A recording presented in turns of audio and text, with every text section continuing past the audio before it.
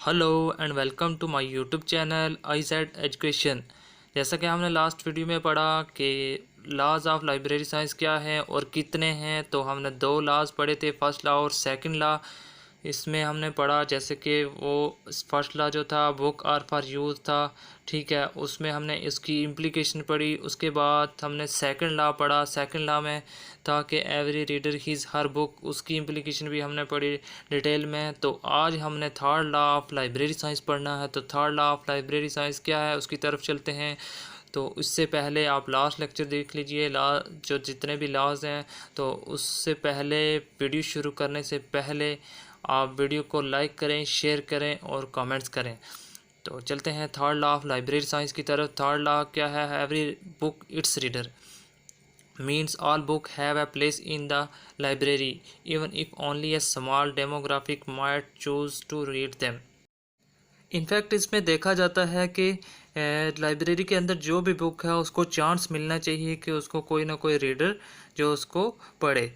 और इनफैक्ट ये जो लाइब्रेरियन होते हैं इनकी ड्यूटी होती है कि वो ऐसा रीडर फाइंड करें जो इस बुक को पढ़ सके, जो लाइब्रेरी के अंदर काफ़ी देर से नहीं पढ़ी गई उसको पढ़े। मतलब जो भी बुक्स हैं उनके लिए कोई ना कोई रीडर होना चाहिए।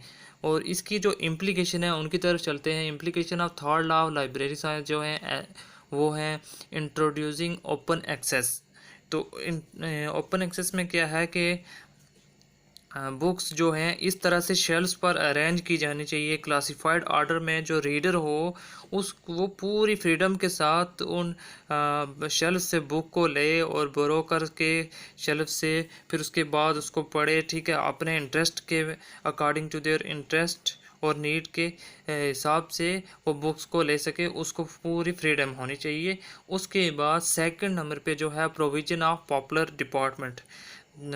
इसमें क्या है, जो पॉपुलर डिपार्टमेंट हो गए जैसे कि न्यूज़पेपर रीडिंग रूम हो गया, पीरियडिकल सेक्शन हो गया, ये जो होते हैं इससे क्या होता है कि जो चांसेस होते हैं बुक को रीड करने के वो इंक्रीज़ होते हैं। तो ऐसे पॉपुलर जो डिपार्टमेंट रहते हैं उनके लिए उनका provision, specially provision of popular department होना चाहिए। इसके बाद जो है वो है बुक सिलेक्शन। तो लाइब्रेरी स्टाफ की एक ड्यूटी है कि जो बुक वो लाइब्रेरी में लाते हैं, जितनी भी बुक्स लाई जाती हैं उनकी सिलेक्शन ऐसी होनी चाहिए कि जहाँ पर वो लाइब्रेरी है उसके हिसाब से वो बुक सिलेक्शन होनी चाहिए कि जो जहाँ वहाँ पर लाइब्रेरी के अंदर जितने भी रीडर आते हैं, जितने भी सोसाइटी के मेंबर आते हैं, जो उनकी जो नीड्स हैं उस हिसाब से वो बुक सिलेक्ट करके लाइब्रेरी के अंदर लाएं। उसके बाद है कि कैटलॉगिंग। कैटलॉगिंग में क्या है कि इसमें सब्जेक्ट कैटलॉगिंग हो गया, सीरीज़ कैटलॉगिंग हो गया, एंट्रीज़, और उसके बाद रेफरेंस सर्विस ये होना चाहिए ताकि जो रीडर है उसको बुक्स ढूंढने में कोई प्रॉब्लम हो ना हो, उसका जो टाइम है वो बच सके और इजीली वो बुक्स को फाइंड कर सके। इसके बाद है शेल्फ अरेंजमेंट। शेल्फ अरेंजमेंट में क्या है कि सब्जेक्ट को अप्रोच कर सके कौन, रीडर इजीली अप्रोच कर सके, इस तरह से शेल्फ को इस तरह से अरेंज करना कि उसके ऊपर बुक्स इस तरह से अरेंज करके रखनी कि जो रीडर है वो इजीली बुक्स को फाइंड कर सके और इजीली अपना टाइम सेव करके लाइब्रेरी स्टाफ से वो बुक बोरो कर सके।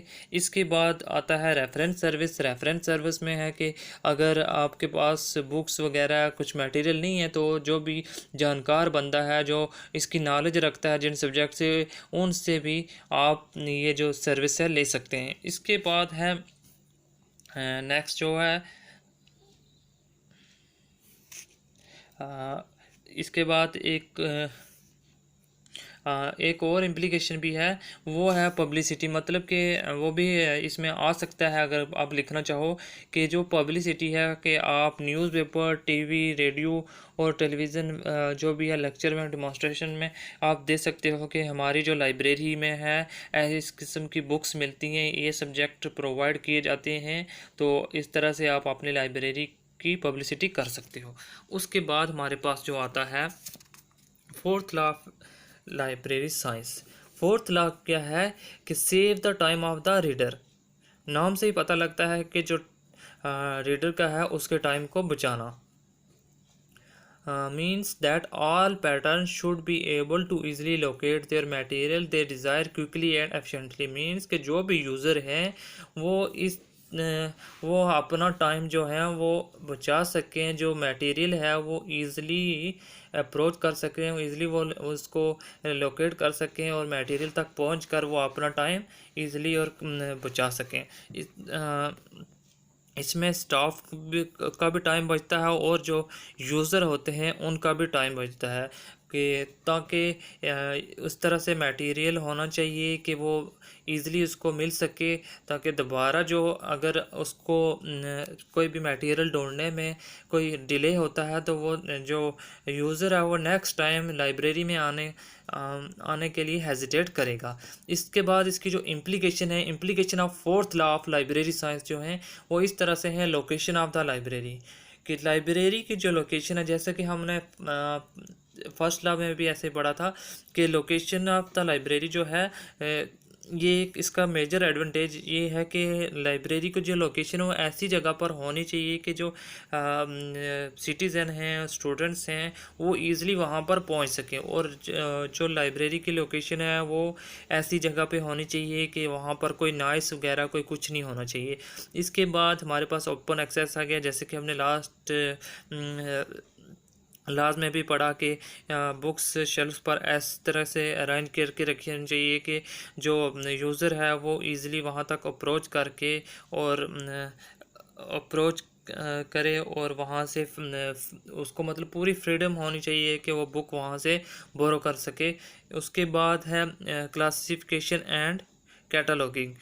प्रॉपर क्लासिफाइड सिस्टम होना चाहिए और कैटलॉग भी होना चाहिए ताकि जो सब्जेक्ट हैं वो इजीली मिल सके किसको, यूज़र को, और यूज़र का टाइम्स उसमें सेव हो सके। ठीक है, उसके बाद आ गया हमारे पास शेल्फ अरेंजमेंट में। शेल्फ अरेंजमेंट में जैसे हमने पहले भी पढ़ा है कि शेल्फ के ऊपर इस तरह से बुक्स को अरेंज की जानी चाहिए कि जो चांसेस ऑफ बुक्स हैं जो वो हैं उसमें ये नहीं होना चाहिए कि अनयूज़ नहीं होनी चाहिए, मतलब सारी बुक्स जो हैं वो यूज़ होनी चाहिए। और बुक्स जो शेल्फ पर इस तरह से अरेंज की होनी चाहिए कि एक रीडर जो है वो इजीली अप्रोच कर सके, और शेल्फ के जो रैक्स वगैरह हैं उनकी हाइट भी इस तरह से मेंटेन होनी चाहिए कि एक यूज़र वहाँ तक ईज़िली पहुँच सके।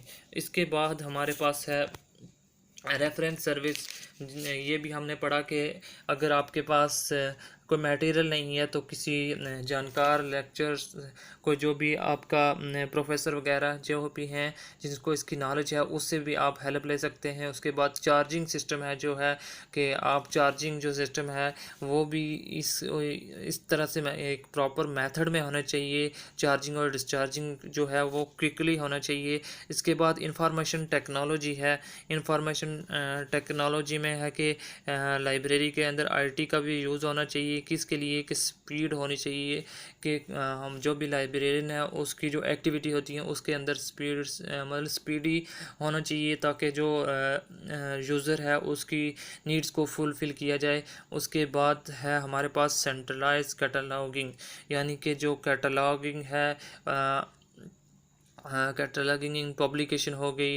Add of database greatly reduce the time of factor. इस तरह से कैटलॉग होना चाहिए कि जो टाइम डिले का जो फैक्टर है उसको ना रिड्यूस किया जाए। ये थे fourth law of library science था। इसके बाद नेक्स्ट हमारे पास जो है fifth law of library science. Fifth law of library science क्या है कि library is a growing organism. Library एक ग्रोइंग ऑर्गेनिज्म है।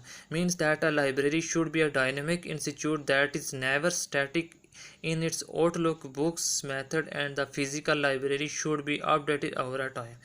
इसमें कहा जाता है कि लाइब्रेरी जो है वो एक ऐसा डायनेमिक इंस्टीट्यूट है जिसमें ना जैसे कि वो ऐसा ग्रोइंग ऑर्गेनिज्म भी हम कह सकते हैं कि है कि जिसमें बुक्स और जो फिज़िकल मटेरियल है, फिज़िकल लाइब्रेरी की बिल्डिंग हो गई, मटेरियल हो गया, डॉक्यूमेंट्स हो गया, वो टाइम के साथ अपडेट होते रहते हैं। इस तरह से अगर हम इसमें थोड़ा और डिटेल में देखें कि फिफ्थ लॉ क्या है, तो फिफ्थ लॉ में ये है कि लाइब्रेरी का जो फिफ्थ लॉ है उसको कंपेयर किया गया है किससे, एक चाइल्ड की ग्रोथ के साथ। ठीक है, क्योंकि एक चाइल्ड जो है जैसे उसकी ग्रोथ होती है, फिर वो चाइल्ड से ग्रोथ करके अडल्ट तक जाता है, तो इस तरह से लाइब्रेरी को जो है वो भी इस तरह से ग्रोथ करती, ग्रोइंग ऑर्गेनिज्म है, उसमें ग्रो होता रहता है कि रिप्लेस किया जाता है ओल्ड डॉक्यूमेंट को न्यू वन से, और कंटिन्यूसली रिप्लेसमेंट जो है ये चलती रहती है। इस तरह से ये भी एक ग्रोइंग ऑर्गेनिज्म की तरह से है कि इसमें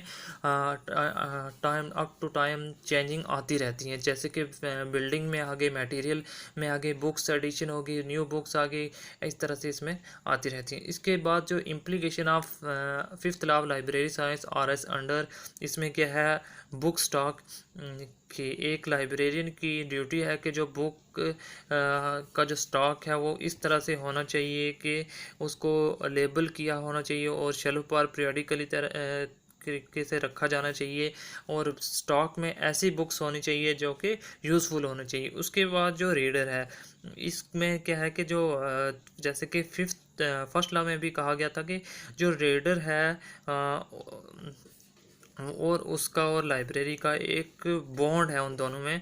तो इसमें क्या होना चाहिए कि लाइब्रेरियन जो रीडर है उसकी नीड को पूरा करने के लिए, मतलब जैसे कि शुरू में जब लाइब्रेरी शुरू हुई तो उसके बाद रीडर जब आने लगे वहाँ पर यूज़र, तो उसके बाद लाइब्रेरी के अंदर उसमें ना थोड़ा सा फैसिलिटी प्रोवाइड की जानी चाहिए यूज़र को, ताकि यूज़र जो है उससे ना अट्रैक्टेड हों, और जैसे कि रीडिंग स्पेस को बढ़ाना चाहिए, फर्नीचर को, इस तरह की जो एक्टिविटीज़ हैं वो की जानी चाहिए रीडर्स के लिए। उसके बाद हमारे पास है क्लासिफिकेशन एंड कैटलॉगिंग। इसके बाद है कि जो क्लासिफिकेशन होनी चाहिए और कैटलॉगिंग होनी चाहिए बुक्स की, वो इस तरह से होनी चाहिए कि जो यूज़र है उसके लिए बुक्स अच्छी तरीके से क्लासिफाइड मैनर में रखी जानी चाहिए, क्लासिफाइड ऑर्डर में। उसके बाद कैटलॉगिंग होनी चाहिए ताकि जो एक वेल और प्रॉपर मैनर में कैटलॉग होनी चाहिए, ताकि जो यूज़र का है टाइम है वो सेव हो सके। और इसके बाद हमारे पास है स्टाफ क्या गया है कि इसमें क्या है कि according to the need of the library, कि लाइब्रेरी के अंदर जितनी बुक्स हैं उस हिसाब से स्टाफ को इंक्रीज़ किया जाना चाहिए या नहीं, ये उस पर डिपेंड होता है। और अगर स्टाफ को इंक्रीज़ किया जाता है कि फ्यूचर में बुक्स इंक्रीज़ होंगी, तो लाइब्रेरियन को जो स्टाफ है उसको भी इंक्रीज़ किया जाना चाहिए, और वो जो स्टाफ है क्वालिफाइड होना चाहिए, ट्रेंड होना चाहिए, और मतलब कि वेल क्वालिफाइड और ट्रेंड होना चाहिए लाइब्रेरियन स्टाफ। इसके बाद हमारे पास है रीडिंग ऑफ बुक। यहाँ ये आता है लास्ट प्रोसेस के, इसमें क्या है कि रीडिंग, आपको पता है कि रिमूवल ऑफ बुक्स है, जिसमें रिमूवल ऑफ बुक स्टॉक जो भी है, इसमें क्या होता है कि जो बुक्स काफ़ी टाइम से यूज़ नहीं होती, जो मटेरियल ऐसे ही पड़ा है जिसका कोई यूज़र नहीं है, जिसकी डुप्लीकेट कॉपीज़ भी हैं, जो मतलब फ्यूचर में हमारे लिए कोई ज़रूरत नहीं है उसकी, जिसके नेक्स्ट एडिशन आ चुके हैं, वो बुक्स काफ़ी टाइम से पड़ी हुई हैं, उन बुक्स को ना लाइब्रेरी से रिमूव करना। लेकिन उसके लिए भी काफ़ी एक मेथड होते हैं, उनको फॉलो करके रिमूवल ऑफ बुक्स किया जाता है लाइब्रेरी से। तो ये थे हमारे 5 लॉ ऑफ लाइब्रेरी साइंस। इसमें हमने पढ़ा कि लाइब्रेरी साइंस के जो लॉज हैं, हर एक चीज़ को जैसे शुरू करने में कुछ लॉज होते हैं, इसी तरह से लाइब्रेरी को भी, लाइब्रेरी साइंस के भी 5 लॉज थे जो किसने दिए थे, डॉक्टर एस आर रंगानाथन ने। और इन लॉज को हमने अच्छी तरीके से पढ़ा, और ये जो लॉज थे मैं आपको एक बार फिर से दोहरा देता हूँ कि जो ये लॉज थे ये क्या क्या थे। First law of library science जो था वो था फर्स्ट लॉ जो था वो था बुक आर फॉर यूज़, और सेकंड लॉ जो था every reader his her book. और इसके बाद हमारे पास जो था थर्ड लॉ वो था एवरी बुक इट्स रीडर, और फोर्थ लॉ जो था वो था save the time of the reader. और फिफ्थ लॉ जो हमारे पास है वो है library is a growing organism. तो स्टूडेंट ये था लॉज ऑफ लाइब्रेरी साइंस। तो उम्मीद करता हूँ कि आपको ये वीडियो पसंद आई होगी, तो वीडियो को लाइक करें, शेयर करें और कमेंट्स करें। मिलते हैं आपको नेक्स्ट वीडियो में।